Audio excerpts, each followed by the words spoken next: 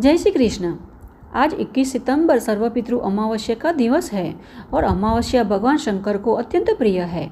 इस दिन जो भी व्यक्ति अपने पितृओं के लिए श्राद्ध कर ब्राह्मणों को पूजन करवाता है उसे भगवान शिव का आशीर्वाद अवश्य प्राप्त होता है।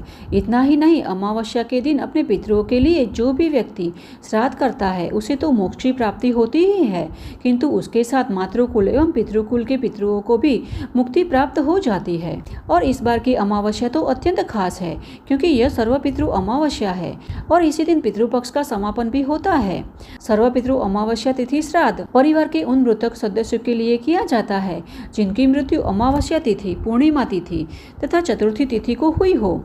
इसीलिए अगर कोई संपूर्ण तिथियों पर श्राद्ध करने में सक्षम न हो तो वह मात्र इस अमावस्या तिथि पर अपने सभी पितृओं के निमित्त श्राद्ध कर सकता है तथा जिन पूर्वजों की तिथि ज्ञात नहीं होती है उनका श्राद्ध भी अमावस्या तिथि पर किया जा सकता है। इसीलिए इस अमावस्या श्राद्ध को सर्वपितृ मोक्ष अमावस्या के नाम से भी जाना जाता है। तो चलिए अमावस्या की पावन दिन पर हम एक कथा का श्रवण करते हैं जिसका वर्णन हमें स्कंद पुराण में प्राप्त होता है। तो कथा सुनने के लिए अंत तक हमारे साथ जुड़े रहना और कथा अच्छी लगे तो लाइक, शेयर और ऐसे ही वैदिक और प्रमाणभूत कथाओं का श्रवण करने हेतु इस चैनल को सब्सक्राइब भी कर लीजिएगा, जिससे कि आप बिना किसी रुकावट के हमारे द्वारा आने वाली सभी कथाओं का श्रवण कर सके। तो चलिए आज की कथा का आरंभ करते हैं। पूर्व काल में गोदावरी के तट पर दुराचार नाम का एक ब्राह्मण रहता था। वह महापापी और निर्दयी था। वह ब्रह्म हत्यारे, शराबियों, सोना चोरों और गुरु पत्नीगामी जैसे महापापियों की संगति में दूषित हो गया था और वह सदैव ऐसे लोगों के साथ ही रहता था। उस ब्राह्मण का ब्राह्मणत्व महापापियों की संगति से पूर्णतः नष्ट हो गया था। अब एक दिन वह ऐसे ही भटक रहा था, तब एक शक्तिशाली वेताल ने उसे अपने वश में कर लिया। वह वेताल के आवेश और उसके द्वारा दिए जा रहे कष्टों के कारण वह अत्यंत पीड़ित और हताश होकर एक देश से दूसरे देश और वन वन भटकने लगा। अब घूमते घूमते वह श्री रामचंद्र जी की धनुष कोटि में आ पहुंचा।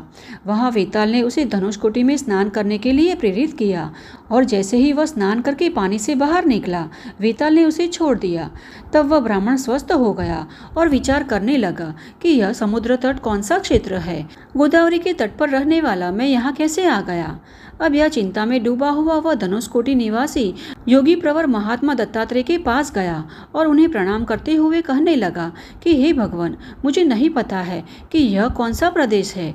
मेरा घर तो गोदावरी तट पर है, मैं यहाँ कैसे पहुँच गया, यह बताने की कृपा कीजिए। अब यह सुनकर महायोगी दत्तात्रेय ने कुछ देर तक ध्यान किया और कहा कि पहले तुम्हारा ब्राह्मणत्व महापापियों की संगति के कारण नष्ट हो गया था, इसीलिए तुम्हें किसी वेताल ने अपने वश में कर लिया था। उसी के आवेग में आकर तुम यहाँ आए हो। वेताल ने तुम्हें धनुषकोटि के जल में स्नान करवाया है। इसमें स्नान करने से महापापियों से तुम्हारा संबंध नष्ट हो जाता है। जिस वेताल ने तुम्हें पकड़ रखा था वह पिछले जन्म में एक ब्राह्मण था। उसने कृष्ण पक्ष में आने वाली अमावस्या पर विधि पूर्वक पितरों का श्राद्ध खुशी खुशी नहीं किया था, अतः वह अपने पितरों के श्राप के कारण ही वेताल बन गया था। इसी धनुषकोटि के दर्शन से वह वेताल भी वेताल योनि से मुक्त हो जाता है और भगवान विष्णु के लोक को प्राप्त करता है। जो व्यक्ति अमावस्या के दिन श्रद्धा पूर्वक महालया श्राद्ध करता है उसके पूर्वज सदैव के लिए तृप्त हो जाते हैं। जिस प्रकार स्वर्गलोक में देवताओं को अमृत पीने से संतुष्टि मिलती है, उसी प्रकार पितरों को अमावस्या पर महालया श्राद्ध करने से अनंत संतुष्टि की प्राप्ति होती है। अमावस्या भगवान शंकर को भी अत्यंत प्रिय है। यह सबसे शांतिपूर्ण दिवस है। इस दिन महालया श्राद्ध करना चाहिए और वेदवेत्ता ब्राह्मणों को भोजन करवाना चाहिए।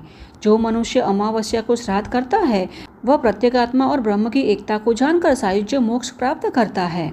धर्मपुत्र युधिष्ठिर धृतराष्ट्र के पुत्र को मारकर युद्ध में विजयी हुए और वनवास में महालया श्राद्ध करके दुख के सागर को पार कर गए।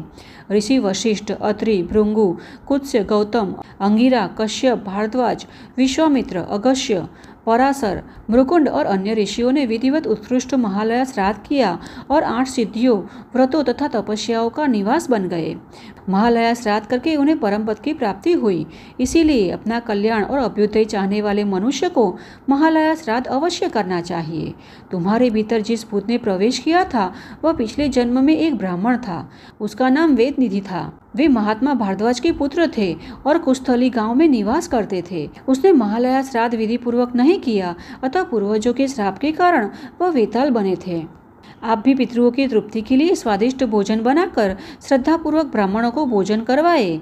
ऐसा करने से आपकी दरिद्रता नष्ट हो जाएगी और आप सदैव सुखी रहेंगे। आज के बाद तुम कभी भी महापातकियों के संपर्क में नहीं आओगे। मैं तुम्हें आज्ञा देता हूँ। अब तुम शीघ्र ही अपने देश जाओ।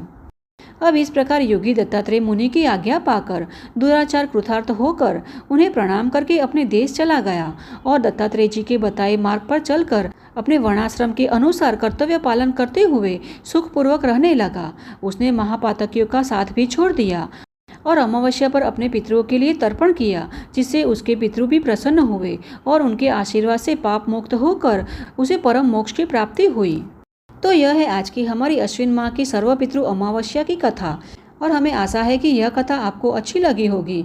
तो इसे अपने मित्र और परिवार में भी शेयर करना, जिससे कि वे भी सर्वपितृ अमावस्या कथा का श्रवण कर पुण्य फल की प्राप्ति कर सके। तो चलिए हमारे धार्मिक पुस्तकों एवं ग्रंथों में वर्णित ऐसी ही वैदिक और प्रमाणभूत कथाओं के साथ फिर से मिलते हैं। तब तक के लिए जय श्री कृष्ण।